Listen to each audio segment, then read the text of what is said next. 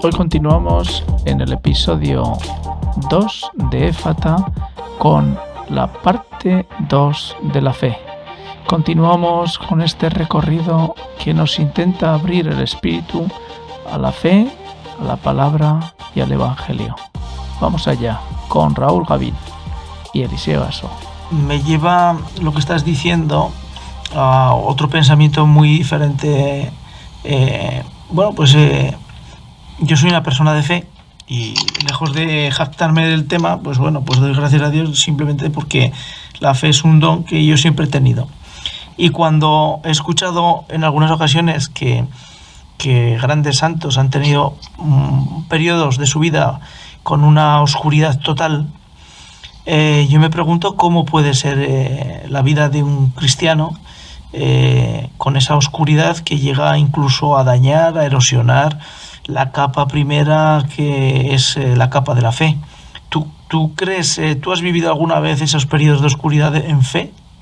¿O conoces a alguien dentro de tu entorno próximo que haya vivido una oscuridad de fe? Sí, claro que sí. Mira, es que la fe te voy a citar una frase del cardenal Newman.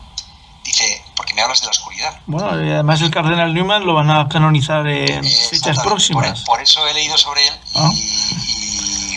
y me gusta una frase que dice, la fe es lo suficientemente oscura, has hablado de la oscuridad, para ser meritoria, es lo suficientemente oscura para ser meritoria y lo suficientemente razonable para no ser arbitraria.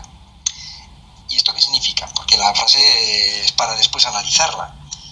O sea que las dificultades para llegar a la fe son importantes, porque hay momentos en que realmente lo que dices tú, has tenido un momento de oscuridad, ya lo creo que sí.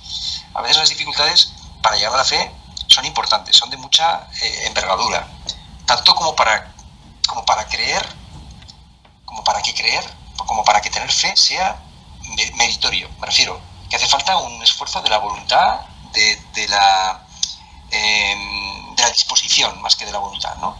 Pero por otra parte, lo que viene a decir el cardenal Newman, dice, la fe es lo suficientemente oscura para ser meritoria. A esto me refiero yo, que es difícil creer, porque hay momentos de oscuridad. Pero dice, lo suficientemente razonable para no ser arbitraria. ¿Qué significa eso? Pues que las razones para creer son de suficiente importancia como para que el que rechaza la fe no quede exento de culpabilidad. ¿Me explico? Sí. Porque, rechazar la fe en el fondo es culpable, porque hay razones suficientes, hay luz suficiente de peso, hay razones de peso para creer. ¿Me explico? Entonces, la fe está siempre en ese doble juego, ¿no? Por una parte, a veces la oscuridad, las dificultades son importantes y hace falta esa negación de ti mismo, lo que él llama ese mérito, para que el creer sea meritorio, mejor dicho. Y por otra parte, es que uno no puede decir que no cree sin que tenga cierta culpa, ¿no? Porque las razones para creer tienen peso. Si uno se pone con una mínima humildad, puede llegar fácilmente también a la fe. Pero dificultades y oscuridades, pues muchas, y continuamente, y todos los días, hay tiempos que es verdad que más. Yo cuando llegan esos tiempos, por poner así un ejemplo, que no tengo ganas ni de ir a los sacramentos, ni de ir a celebraciones, ni de rezar, pues mira, ¿sabes lo que hago? Voy, pongo mi cuerpo, ¿sabes? Pongo mi cuerpo. A lo mejor la cabeza la tengo en otro sitio, a lo mejor voy renegando, a lo mejor voy murmurando, a lo mejor me voy quejando, pidiéndole cuentas a Dios en mi interior, pero al final estoy. Y yo siempre digo, mira, que si yo no oigo, los demonios sí que oyen, ¿sabes? Y por lo menos, pues ahí estoy, ¿no? Porque dice, el que persevera hasta el final se salvará. Y yo digo, pues estoy donde tengo que estar. Otra cosa es que mi cabeza la tenga en otro sitio, otra cosa es que me apetezca más estar en otro sitio, pero estoy donde tengo que estar y cuando Dios quiera ya me dará luz dentro de esta oscuridad. El alimento fundamental de la fe, ¿cuál crees que es? Bueno, yo creo que el alimento principal de la fe es caminar. Es caminar. Cuando digo caminar es pensando en Abraham, ¿no? Abraham aprendió o se hizo amigo de Dios caminando. O sea, caminando. Se puso a caminar y Dios, pues aprendió caminando a conocer a Dios. Aprendió a conocer a Dios y viendo que en el camino, pues Dios iba aconteciendo y que lo que le había prometido se iba poco a poco cumpliendo. Y decías, oscuridades, Abraham también tuvo oscuridades y veía que ese hijo que le habían prometido no llegaba. Abraham es la fe, porque estamos hablando de la fe y no hemos hablado de Abraham. Y la propia Iglesia Católica la pone siempre para explicar qué es la fe, habla de Abraham, ¿no? Entonces, ¿cómo alimentar esta fe? Caminando.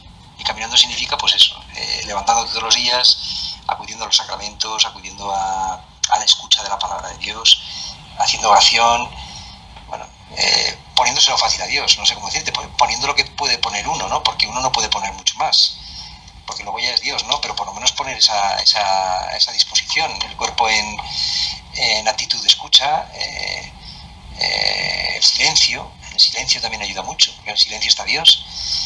En fin, yo creo que estos son los principales argumentos que se me ocurren. Cuando al principio has comentado que cualquier persona puede tener opción a alcanzar esa fe, ¿realmente piensas que todo el mundo está iluminado en un principio por el mismo Dios para que se abra su corazón y penetre la fe? Bueno, yo no tengo una respuesta así clara, ¿no? Pero lo que sí que pienso es que el que no cree, no voy a decir que tiene culpa, ¿no? Eso es muy fuerte decirlo, ¿no? Pero que la fe es para todos, la fe no es para unos elegidos, ¿no? O sea, Dios quiere la fe para todos, no la quiere solo para unos. Dices que Dios solo da arbitrariamente, como decía antes, Dios da, dice, voy a darle la fe a este, y a este no, y a este le doy, como es una virtud teologal, bueno, una virtud teologal, pero es meritoria. O sea, lo que decíamos antes, que dice el cardenal Newman, es meritoria. O sea, la fe, o sea, Dios pone muchos argumentos en el mundo, en la vida, para que nos volvamos a Él. Lo más fácil es, por ejemplo, contemplar la creación. Contemplando la creación, bueno, pues ¿cuántos han llegado también a la fe, ¿no? Contemplando la vida, contemplando cuando nace tu hijo. O sea, cuando nace tu hijo, el que ahí está en un paritorio, yo lo he estado muchas veces, pues es muy difícil de decir, ostras, qué casualidad que haya aparecido aquí un bebé y no ha aparecido un alien y tenía 2 ojitos bien puestos cada uno y la nariz y los 5 dedos en cada mano. ¿Y yo qué he hecho? Yo no he hecho nada, ¿sabes? Una pregunta, con lo que estás diciendo me viene a la cabeza. ¿Fe y creer en Dios es lo mismo?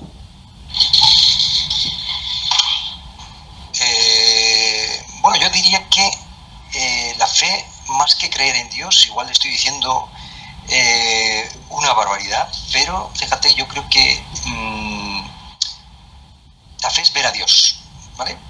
Porque, por ejemplo, ni la Escritura ni la tradición hablaban de Jesús de Nazaret, hablaban de Jesucristo como un creyente. No decían que era un creyente. Decíamos que se dice que Jesucristo ve al Padre, ¿no? Jesucristo ve al Padre. Ver a Dios es mucho más que creer en Dios, ¿no? Y para los evangelistas, para San Juan, por ejemplo, fe se equipara con ver a Dios, ¿no? O sea, el que tiene fe es el que participa de la misma visión que tiene Jesucristo, ¿no? El que mira la vida, el que contempla la vida, el que mira la vida con los mismos ojos que la contempla Dios. Y ahora no sé si te estoy contestando lo que me has preguntado, pero me ha venido eso a la cabeza. ¿Qué me habías preguntado? Pues perdóname. El hecho de... Ahora yo te digo, no lo sé, pero sí que lo sé. Sí, dime. ¿Fe es lo mismo que creer en Dios? Esa era la pregunta. Claro, yo te decía, yo creo que fe es lo mismo que ver a Dios. Uh-huh. Que ver a Dios. Y yo creo que hay gente que cree en Dios, pero no tiene fe, porque la fe puede creer en Dios de una manera racional, ¿sabes? Puede decir, bueno, algo tiene que haber, ¿no? Algún Dios tiene que haber, pero estamos hablando de la fe de los cristianos, es una fe de un encuentro con Cristo resucitado. Estamos hablando de algo que la fe es algo más que creer en Dios, ¿no? Que la fe es ver a Dios, es ya decía, mirar la vida con los mismos ojos que la mira Jesucristo. Eso es la fe, ¿no? Creer en Dios, bueno, pues mucha gente cree en Dios, pero no ve la vida con los mismos ojos que la ve Jesucristo, ¿no? Entonces estos podríamos decir que creen en Dios, pero no tienen fe, porque la fe católica es una fe en Jesucristo resucitado, vivo, presente. Es que realmente, perdona que insista en esto, pero es que hay mucha gente que cree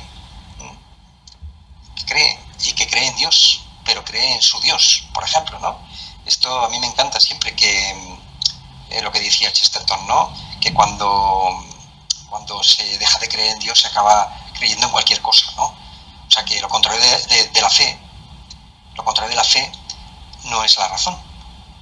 Lo contrario de la fe, porque a veces se pone como antagónicos, ¿no? Los últimos papas no lo han hecho así, ¿no? Que escribió Juan Pablo II, la Fides et Ratio, ¿no? La fe y razón. Y eso insiste mucho en que lo contrario de la fe no es la razón, sino la superstición. O sea, cuando uno abandona a Dios, como decía Chesterton, que se deja de creer en Dios y se acaba creyendo en cualquier cosa, lo que significa es que cuando uno abandona a Dios, se entrega ¿a qué? Pues a la idolatría, a otros dioses. Acaba endiosando a otras realidades, ¿no? Si tuvieras con tu experiencia, bueno, porque en otro capítulo quiero dedicarlo al contraste entre Raúl y Eliseo, porque hoy meditando sobre nuestras experiencias como católicos que proceden de mundos diferentes es curioso, pero bueno, ahora no. Pero ¿en qué medida crees que lo que supone el acompañamiento de un hermano ayuda a que la fe esté más protegida? La fe propia. Bueno, yo creo que siempre la Iglesia es muy sabia y siempre ha sido muy común que los discípulos de Cristo fueron acompañados. Acuérdate que cuando Cristo envía a sus discípulos, los envía de dos en dos. ¿Recuerdas ese pasaje evangélico? Sí. ¿Eliseo? Sí, aquí estoy. Sí, digo que recuerdas ese pasaje evangélico en el que Cristo les envía, dice, ir por las aldeas, por los pueblos, anunciando el reino, y veréis cómo los espíritus se someterán, etcétera, y si alguno nos recibe, pues sacudíos la suela de las sandalias, etcétera, ¿no? Los envía de dos en dos, y después se vuelven a juntar y cuentan sus experiencias, ¿no? Yo creo que esta figura sirve para, yo creo que ilustra bastante bien, ¿no? A lo que tu pregunta y a lo que yo me quiero referir. Qué importante es tener siempre un regula, ¿no? Un socio, un regula soci, que se llama. Un socio al lado, ¿no? Un hermano que a veces es la propia mujer, ¿no? Si uno vive la vida de fe dentro del matrimonio, la propia mujer. Que a mí me sirve, y ya que me preguntas, pongo mi ejemplo, ¿no? A la hora de rezar por la mañana, por ejemplo. Pues imagínate que hay épocas de la vida en que me entra la pereza. La pereza se me apodera y no me levanto por la mañana, me quedo dormido, y antes de ir a trabajar, pues en vez de rezar los laudes con mi mujer, me quedo dormido y me voy a trabajar sin rezar los laudes. Bueno, pues pasa un día, no pasa nada, pasan 2 días, no pasa nada, pero si ya son 3 días, 4 días, entonces mi mujer me canta a las 40. Y me dice, oye, no juegues con este tema, que es que no es que esté en juego tu vida, es que está en juego la mía también, ¿sabes? Y la de nuestros hijos, o sea, espabila, ¿sabes? Me canta a las 40, ¿me explico? Es mi socia. Y lo mismo pasa con los hermanos de la comunidad. O sea si tú ves a un hermano que deja de frecuentar por los sacramentos, que los encuentros que tenemos, pues deja de venir, pues llamas y dices, oye, ¿qué pasa? Te cuenta y dices, cuidado, que a lo mejor te estás engañando, a lo mejor te está seduciendo el mundo, a lo mejor te está seduciendo las riquezas, en fin.